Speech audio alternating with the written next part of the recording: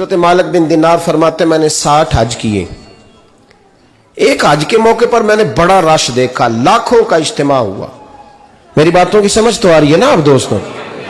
جو نہیں بول رہے انہیں بھی آ رہی ہے نا؟ اللہ جزا دے. کہتے ہیں لاکھوں کا مجمع تھا تو میرے دل میں خیال آیا, میں نے کہا اے اللہ اتنے لوگ آئے ہیں, ان کا حج قبول بھی ہوا ہے کہ نہیں؟ فرماتے ہیں میں سوچ رہا تھا تو رات کو نا خواب میں نے کسی کہنے والے کو کہتے ہوئے سنا کہ سب کا قبول ہو گیا ہے. بلخ کا رہنے والا محمد بن ہارون بلخی ہے, اس کا حج قبول نہیں ہوا. فرماتے ہیں شہروں کے علیحدہ علیحدہ خیمے لگتے تھے. اب بھی آپ حج کرنے جائیں تو پاکستانیوں کی رہائشیں علیحدہ ہوتی ہیں, انڈین کی علیحدہ, بنگلہ دیش کے علیحدہ, مصری, یمنی, سب لوگ علیحدہ علیحدہ رہائشیں ہوتی ہیں, جھنڈے لگے ہوتے ہیں ملکوں کے. کہتے ہیں میں نے سویرے اٹھ کے ڈھونڈنا شروع کر دیا. ڈھونڈتا ہوں وہ بندہ ملے.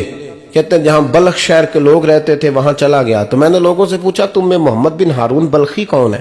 لوگ کہنے لگے وہ تو بڑا نیک آدمی ہے, پرہیزگار ہے, بڑے بولے بالے, بڑے اللہ والے, ریاض آپ کو بس ہم ہی جانتے ہیں, وہ تو بڑا نیک ہے, پرہیزگار آدمی. کہتے میں نے کہا اچھا کہاں ہے؟ انہوں نے کہا پہاڑ کے پیچھے اس نے خیمہ لگایا ہوا ہے, ساری رات عبادت کرتا ہے, سارا دن روزہ رکھتا ہے, قائم اللیل ہے, صائم الدہر ہے. کیا بات؟ فرماتے ہیں میں ان لوگوں کی بات سن کے حیران ہو گیا کہ مجھے کیا بتایا گیا, یہ کیا کہہ رہے ہیں. فرماتے ہیں میں پہاڑ کے پیچھے گیا. حضرت مالک بن دینار علیہ رحمہ فرماتے ہیں جب میں وہاں پہنچا تو میں نے اس شخص کو مصلی پہ بیٹھے دیکھا. کثرت عبادت کے آثار اس کے وجود پر نظر آ رہے تھے. سیدھا بازو اس کا کٹا ہوا تھا. فرماتے 2 رکعتیں مکمل کر کے نا میں نے اسے السلام علیکم کہا تو مجھے کہنے لگا وعلیکم السلام, آپ مالک بن دینار ہیں؟ میں نے کہا بڑی اس کی فراست ہے. فرماتے پھر اس نے ٹھنڈی سانس لی, کہنے لگا آپ کو خواب آئی ہوگی کہ میرا حج قبول نہیں ہوا. فرماتے ہیں مجھ پر اور بجلی گری کہ کیا کہہ رہا. فرماتے ہیں میں نے کہا یار لوگ بھی تیری تعریف کر رہے ہیں اور تیری بصیرت بھی بڑی ہے, تو یہ ماجرا کیا ہے؟ کہنے لگا آپ نہ پوچھیں, لوگ بھی تیری تعریف کر رہے ہیں اور تیری بصیرت بھی بڑی ہے, تو یہ ماجرا کیا ہے؟ کہنے لگا آپ نہ پوچھیں. یہ کہہ کے اس نے رونا شروع کیا. دیر تک روتا رہا. میں نے کہا نہیں یار تو بتا. کہنے لگا نہیں آپ نہ پوچھیں, آپ ناراض ہوں گے. میں نے کہا میں نہیں ہوتا, تو بولنا. کہنے لگا حضور 24 سال ہو گئے مجھے حج کرتے ہوئے, 24واں حج ہے میرا, اور ہر سال کوئی اللہ کا ولی آ کے بتاتا ہے کہ جا چلا جا تیرا کوئی نہیں قبول ہوا. بے پروائی ویک سجن دی جتھے کسے دی پیش نہ جاوے, انہیں تاجا والے در در رولے تے منگتے تخت بٹھاوے, آزم کسے نو کارا ملدا ہی کوئی کعبے و خالی آوے. کہتے ہیں اس نے مجھے کہا حضور 24واں حج ہے, ہر سال کوئی بتاتا ہے. میں نے کہا تیری غلطی. کہنے لگا میں اپنی ماں کا نافرمان. میں نے کہا واقعہ کیا ہوا؟ کہنے لگا حضرت اللہ نے مجھے دولت دی, مال دیا, زمینیں دی, تو میں عیاش ہو گیا. آپ یقین کریں اللہ لوگوں کو مال دیتا ہے تو وہ سمجھتے ہیں میری چلاکی سے آیا ہے, میں تیز بڑا تھا اس لیے آیا ہے. نافرمان ہوتے ہیں. لیکن جو رب لینا جانتا ہے دینا جانتا ہے وہ لینا بھی. وارث شاہ مان کری نہ وارثاں دا, رب بے وارثہ کر کے مار دائی. لوگ بڑے سمارٹ بن جاتے ہیں, ان کی گفتگو میں بڑا تکبر ہوتا ہے, ان کی نگاہوں کے انداز میں بڑے, وہ کہتے ہیں اوہ سب لوگ بیوقوف ہیں صرف میں سے آنا ہوں, کام جو صحیح چل رہا ہے. او بھائی 1 منٹ لگتا ہے انسان کو بادشاہ سے فقیر ہونے میں. ایک امام مالک رحمت اللہ علیہ بیٹھے تھے تو ہارون رشید آپ سے کہنے لگا امام ابو مالک سے, حضرت بتائیں اس وقت اللہ کیا کر رہا ہے؟ آپ فرمانے لگے یار تو بڑے موٹے دماغ کا ہے, کس طرح کے سوال پوچھتا ہے؟ بادشاہ تھا نا. کہا نہیں آپ بتائیں. تو امام مالک فرمانے لگے تو تخت پہ بیٹھ کے سوال پوچھتا رہتا ہے اور میں نیچے بیٹھ کے جواب دیتا رہتا ہوں, نیچے آ پھر بتاتا ہوں. اس نے کہا جناب بتائیں. فرمانے لگے تو سوالی ہے نا, تو نیچے بیٹھ اور میں اوپر بیٹھتا ہوں. کہ جناب آ جائیں. हारून रशीद नीचे आ गया, इमाम मालिक तख्त पे बैठ गए, फरमाने लगे अब बता क्या पूछ रहा था। कहने लगा हुजूर पूछा था अल्लाह इस वक्त क्या कर रहा है।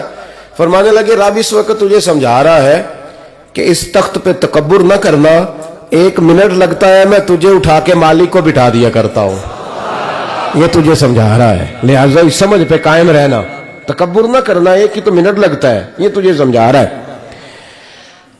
तो वो लिहाजा इस समझ पे कायम रहना, तकब्बुर न करना, 1 ही तो मिनट लगता है, ये तुझे समझा रहा है।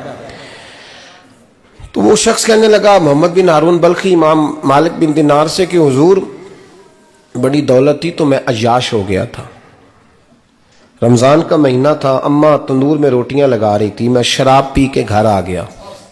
हमारे यहाँ ये भी फैशन है ना, अब मेहंदी वाले दिन चौधरी साहब के डेरे पे जवान शराब पीते हैं, तो पूछते हैं हाजी साहब आप तो हाजी भी हैं, तो डेरे पे मुंडे क्या करते रहे? कहते मैं डेरे ते था मैनू नहीं पता, वो कार लगे सन। हाजी साहब आपको सारा पता है, और अल्लाह आपसे पूछ लेगा।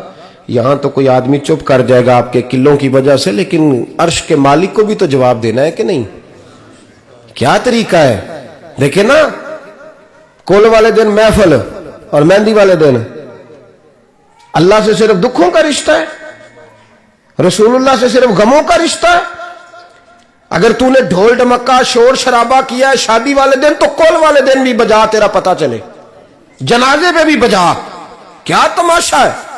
मजहब सिर्फ रस्म है, जरूरत है, कोई मर गया तो कुरान पाक खोल लो, बाकी जो मर्जी करो। हज भी कीती जांदे हो, लहू भी पीती जांदे हो, खो के माल यतीमां दा भेज मसीती जांदे हो, फट दिलां दे सींदे नहीं, टोपियां सीती जांदे हो, नफ्स ते छुरी फेर दे नहीं, बकरे कीती जांदे हो, फर्ज भुलाई बैठे हो, नफला नीती जांदे हो, ओ दसो ते सही बुल्ले नू ए की कुछ कीती जांदे हो, ओ दसो ते सही बुल्ले शाह नू की कुछ कीती जांदे हो। कोई तरीका है?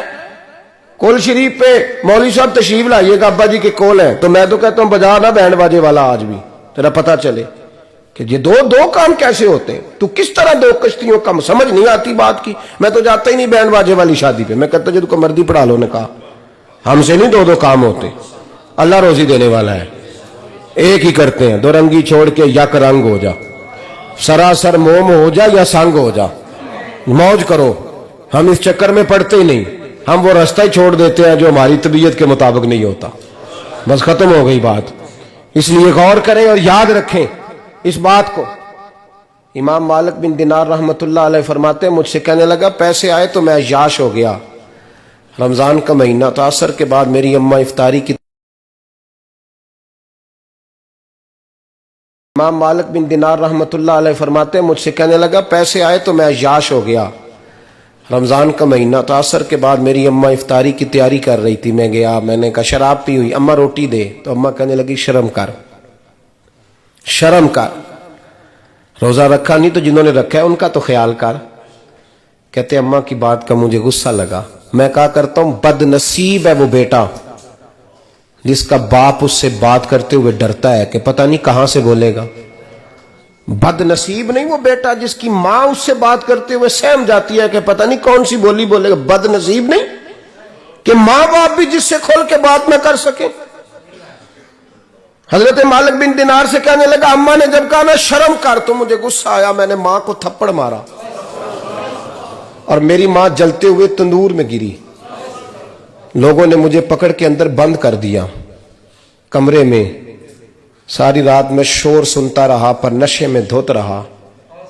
सवेरे आंख खुली तो मेरी बीवी बैग बांध रही थी। मैंने कहा कहां जा रही हो? कहने लगी जो मां का नहीं बना मेरा कैसे बनेगा।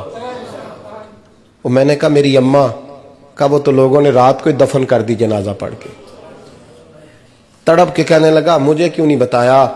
तो कहते हैं लोग कहने लगे तेरी मरती हुई मां कह गई थी इसे मेरा मुंह ना देखने देना, मेरे जनाजे के करीब ना आए।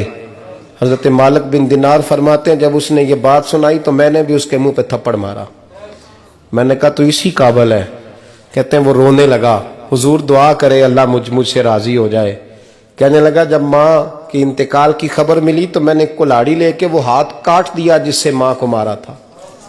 मैंने सारी जायदादें खिरात कर दी। 24 साल हो गए, 24 साल सारी रात नमाज पढ़ता हूँ, रोज़ा रखता हूँ, हज करता हूँ, पर हर साल कोई आके कहता है जा दौड़ जा, तेरा कोई नहीं कबूल हुआ। हुजूर दुआ करे मालिक राजी हो जाए। फरमाते मैं थप्पड़ मार के आ गया, मैंने कहा तुझसे राजी हो जाए इतने जालिम से? इमाम मालिक फरमाते रात को आके सोया तो मुझे ख्वाब में रसूल पाक का दीदार हुआ। तो नबी पाक अलैहिस्सलाम ने फरमाया मालिक तू उसे मायूस क्यों कर आया है, अल्लाह तो बड़ा मेहरबान है। कहा हुजूर माँ के नाफरमान को माफी कैसे मिलेगी? तो इमाम मालिक फरमाने लगे नबी करीम ने फरमाया जा उसे जाके बता दे तुझे कयामत में तेरी माँ की वजह से बख्श दिया जाएगा। कहा हुजूर अम्मा की वजह से किस तरह? तो जा उसे जाके बता दे तुझे कयामत में तेरी माँ की वजह से बख्श दिया जाएगा। कहा हुजूर अम्मा की वजह से किस तरह? तो महबूब फरमाने लगे इसकी माँ कयामत में इसके खिलाफ मुकदमा दायर करेगी रब करीम की अदालत में, ए अल्लाह मैंने 9 माह पेट में रखा, दर्द सह के इसे जना, जिगर का खून पिला के पाला और इसी ने मुझे कत्ल किया। रब करीम इसकी माँ का मुकदमा सुन के कहेगा उठाओ इसको दोज़ख में फेंको, इसने माँ जलाई थी इसे भी जलाओ। महबूब फरमाने लगे जब पकड़ करके मालिक उसको मोहम्मद बिन हारून को लोग ले जाएंगे ना जहन्नम की तरफ, अभी फरिश्ते घसीटेंगे ही तो पलट के फिर अम्मा की तरफ देखेगा और दूसरी दफा फिर घसीटेंगे तो पलट के देखेगा और तीसरी दफा फिर पलट के कहेगा अम्मा ये मुझे जलाने लगे, अम्मा ये जहन्नम में फेंकने लगे। मेरे हबीब फरमाने लगे वो जल के मरने वाली माँ वहां भी बोल पड़ेगी, कहेगी या अल्लाह चल मैंने माफ किया तू भी माफ कर दे, ऐ अल्लाह मैंने माफ किया तू भी माफ कर दे, अल्लाह तू माफ कर दे इसे, अल्लाह तू इससे दरगुजर फरमा, इसे माफ कर दे। मेरे महबूब पाक अलैहिस्सलाम फरमाते रब करीम कहेगा इसने तुझे जलाया, तो कहेगी अल्लाह ये तो बेटा था इसने जला दिया, मैं माँ हूं मेरे सामने जले तो मैं कैसे बर्दाश्त कर सकती हूँ। फरमाया उसने जला के मारा था पर उसी माँ की वजह से रब करीम इसे जन्नत अता फरमाएगा। पलटा पलटा जा जाके माँ के पैरों में बैठ, जा सवेरे अनपढ़ बाप से दुआ कराया कर, जा बिल्कुल अंगूठा छाप बाप से सुबह दुआ कराया कर, देख रब करीम तेरे लिए रहमतों के दरवाजे खोल देगा।